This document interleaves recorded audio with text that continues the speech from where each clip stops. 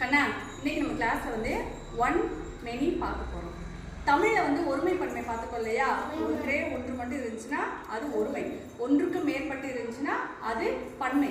அதே தான் இங்கிலீஷ்ல ஒன் அப்படின்னா ஒன்றே ஒன்று மட்டும் இருந்துச்சுன்னா அது ஒன், அதே நிறைய இருந்துச்சுன்னா மெனி. மெனி ஃபர்ஸ்ட் இந்த கான்செப்டை புரிஞ்சுக்கோ, அதுக்கப்புறம் சென்டென்ஸ்குள்ள போகும்போது நல்லா பிரீஃபா சொல்லி கொடுக்குறேன், சரியா? இப்போ இவ்வளோ பென்சில் இருக்குது, இவ்வளோ பென்சில்ல இது மெனி, இது ஒன்.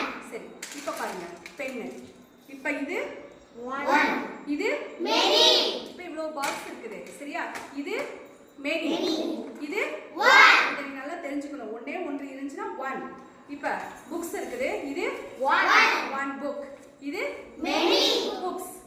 ஓகே, இது பேட், எக்ஸாம் பேட், இது ஒன் எக்ஸாம் பேட், இது மெனி எக்ஸாம் பேட்ஸ். ஓகேவா?